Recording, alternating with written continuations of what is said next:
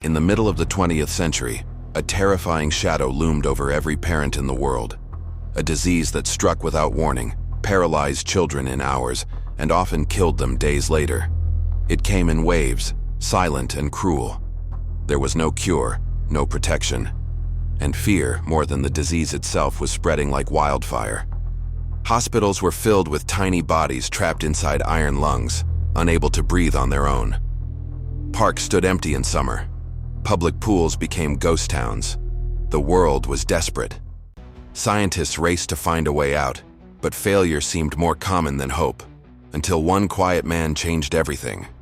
He didn't wear a cape, carry a weapon, or ask for fame. He didn't want wealth. He wanted answers. And when he finally found them, he didn't just give hope. He gave it away, for free. No patents, no profits, just a gift to humanity. This isn't just a story about medicine. It's about courage, ethics, and the choice to value lives over legacy. Who was this man? And why did he walk away from billions to protect children he'd never meet? Stay with us. What you're about to hear might restore your faith in humanity. Imagine living in a time when a trip to the playground could cost your child their ability to walk, or even their life. This was the reality for millions of families just a few decades ago. Polio wasn't just a disease. It was a nightmare that haunted parents, a silent thief that struck without mercy. In the face of global panic came a man who didn't just want to solve the puzzle. He wanted to heal the world. But his solution wasn't just scientific. It was deeply human. He believed that no one should profit from saving lives, and that health should never have a price tag. His decision shocked the business world. It inspired the scientific community, and it saved millions. His name may not be in every history book, but the lives he touched are countless. This is the story of Jonas Salk and the moral revolution behind the polio vaccine. Before we dive into this incredible journey, don't forget to hit that like button, subscribe to the channel, and share your thoughts in the comments. Tell us, what city and country are you watching from? We'd love to know where in the world this story is reaching. Jonas Salk wasn't born into wealth or privilege. He came from a working-class Jewish family in New York City, where life was tough and opportunities were scarce. But even as a boy, he stood out, not for strength or charm, but for a quiet kind of brilliance that made teachers stop and take notice. He didn't dream of becoming rich. He didn't want fame. What he wanted, more than anything, was to make a difference. He was obsessed with learning, books, ideas, possibilities. Science to him was more than facts. It was a path to understanding life itself. As a child during the 1918 flu pandemic, Salk witnessed death and suffering up close. It shook him deeply. While most kids worried about games and school, Jonas began asking questions. Big questions. Why do people get sick? And more importantly, how can we stop it? His parents couldn't afford luxuries, but they nurtured his curiosity. His mother believed in him fiercely, pushing him to study, to strive. She saw something special in him, and she was right. That encouragement would light a fire that never went out. In high school, Jonas was quiet but driven. He wasn't the type to chase popularity. Instead, he spent his evenings buried in textbooks. Classmates barely noticed him, but teachers whispered about his potential. Something in him just clicked with science. When he got into college, it was like entering another world. He chose to study chemistry at first, but quickly switched to medicine. Not because he wanted to be a doctor, but because he wanted to prevent disease. He didn't want to treat the sick. He wanted to stop people from getting sick in the first place. While others memorized anatomy, Salk dove into virology, still a young, mysterious field. He was fascinated by how something so small could cause so much chaos. He wasn't just learning, he was preparing. During medical school, he began working in research labs. His mentors saw his potential and gave him space to explore. He asked unusual questions, he challenged assumptions, and slowly, he started forming his own ideas that would one day shake the world. Polio wasn't yet his focus, but the foundation was being laid. Every hour in the lab, every late-night breakthrough, every failure, he absorbed it all. He was learning not just science, but persistence. The kind of persistence you need when the world turns to you for a miracle. By the time Jonas Salk finished his studies, he wasn't just a doctor. He was a thinker, a problem solver, a man on a mission, though he didn't know the full scope of it yet. But fate was already moving, quietly shaping a future that would soon call his name. The 1940s were a turning point. While the world was at war, another battle raged quietly at home, against disease. Jonas Salk joined a research team studying influenza for the US Army. It was grueling work, but he thrived. He wasn't chasing prestige, he was chasing purpose. It was in these labs that Salk sharpened his scientific instincts. He wasn't content with just following protocols. He asked why, over and over again. He looked for better ways, safer methods, faster paths. Efficiency and ethics both mattered to him. After the war, Salk moved to the University of Pittsburgh. The facilities were modest, the funding was thin, but the freedom was priceless. Here, he was no longer just assisting, he was leading, and soon the spotlight would find him. At the time, polio was the most feared disease in America.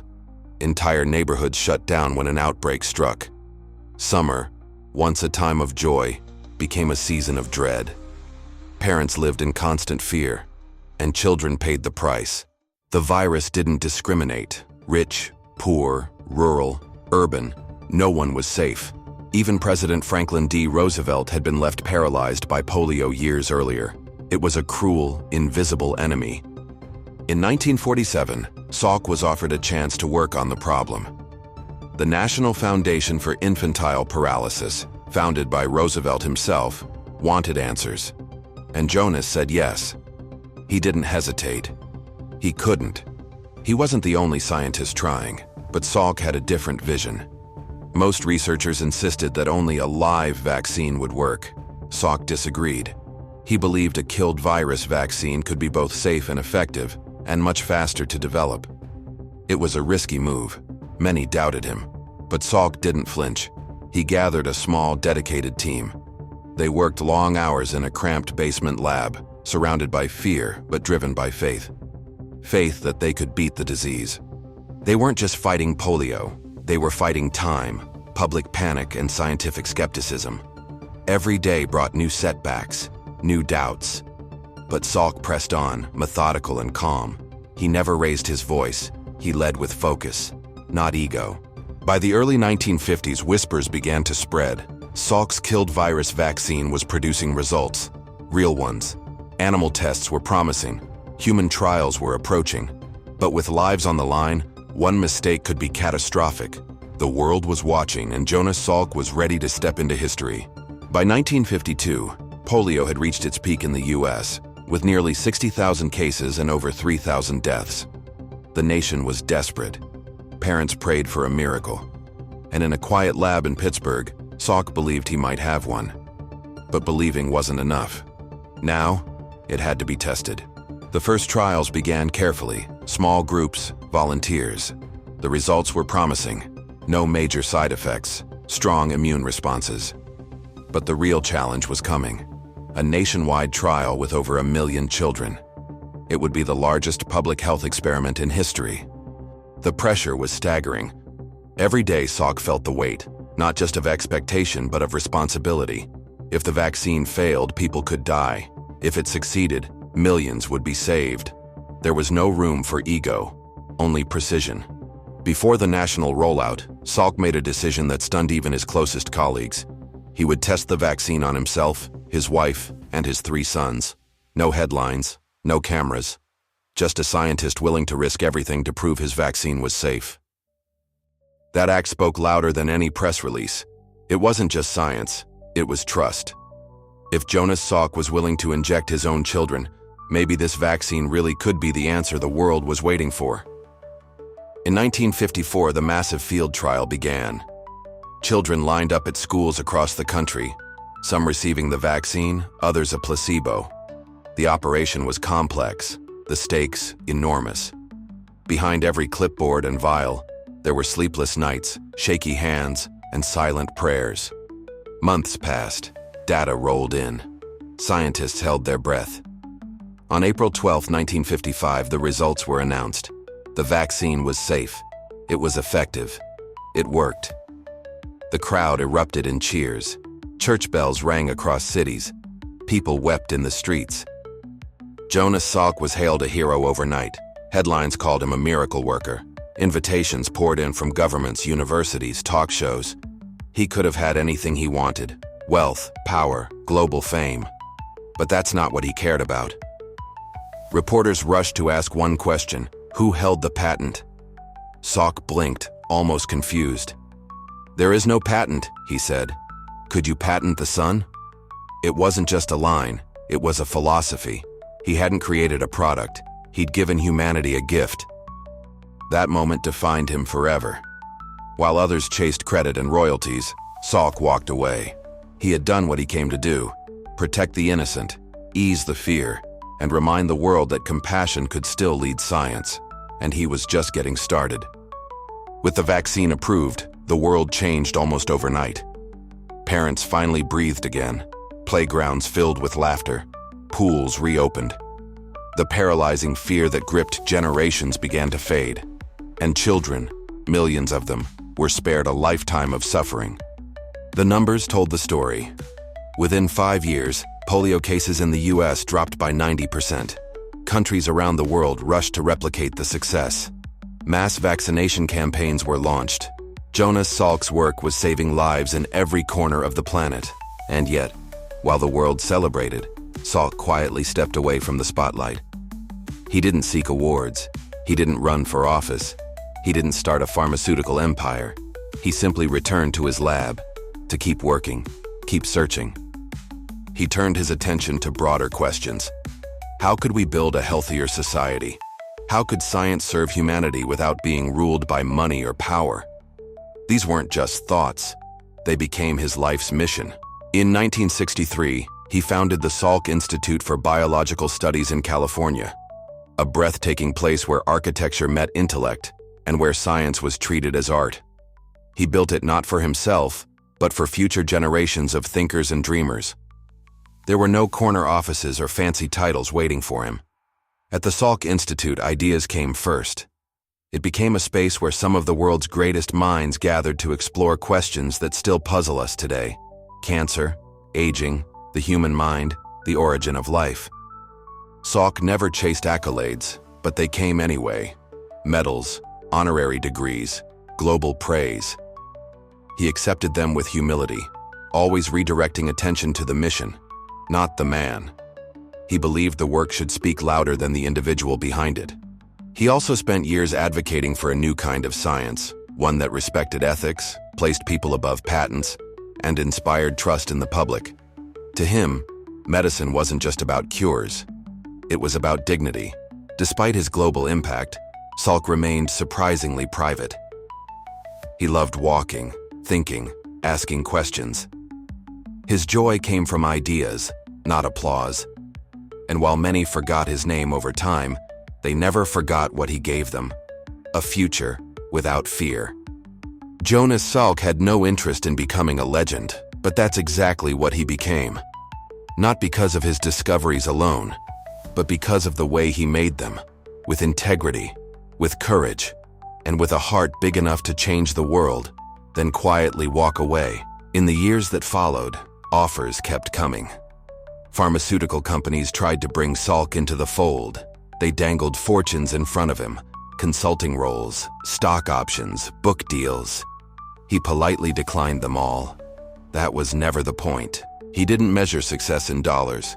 To him, every child who ran, walked, laughed, every parent who slept without fear was worth more than any fortune.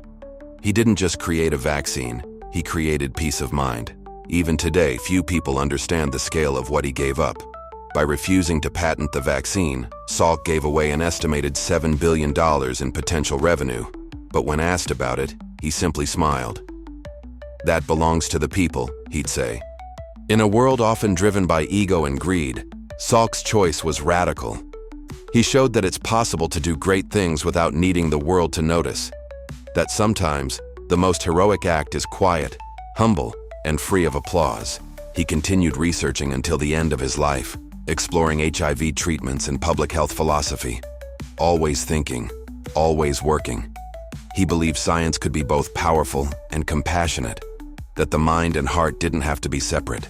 Colleagues described him as deeply thoughtful, soft-spoken, and intense in his curiosity. He wasn't the kind of man to boast. Instead, he asked questions no one else dared to, and let the answers speak for themselves. To some, he was just a scientist, but to millions, he was something more. Proof that one person can truly make a difference, without an army, without a throne, just with integrity, vision, and a deep love for life. When he passed away in 1995, the world mourned. Not just the loss of a medical pioneer, but of a moral leader. A man who reminded us that ethics and empathy are not weaknesses. They're the core of true strength. His legacy isn't just written in history books. It's alive in every polio-free child, in every parent who no longer has to fear a cough or fever, in every scientist who chooses principle over profit because they once heard his story. Jonas Salk left us more than a vaccine. He left a question burning in the hearts of all who learn about him. What kind of world could we create if more people thought like this? And maybe, just maybe, that question is his greatest gift of all. Jonas Salk didn't just defeat a deadly disease, he redefined what it means to be a hero. In a time of fear, he offered hope. In a world chasing profit, he chose generosity. His actions didn't just change medicine, they changed what we believe is possible. He showed us that the true measure of success isn't what you take, but what you give. His story is a reminder that one person, armed with courage and compassion, can shift the course of history, quietly, humbly, and completely. Thank you for watching this far. If this story moved you, tell us in the comments. What did you feel? What inspired you? And most of all, which city and country are you watching from? Let's honor Salk by sharing this moment across the world. Don't forget to like the video, subscribe to the channel, and hit the notification bell so you don't miss the next story. Until then, remember, sometimes the greatest revolutions come from the quietest hearts. See you in the next video.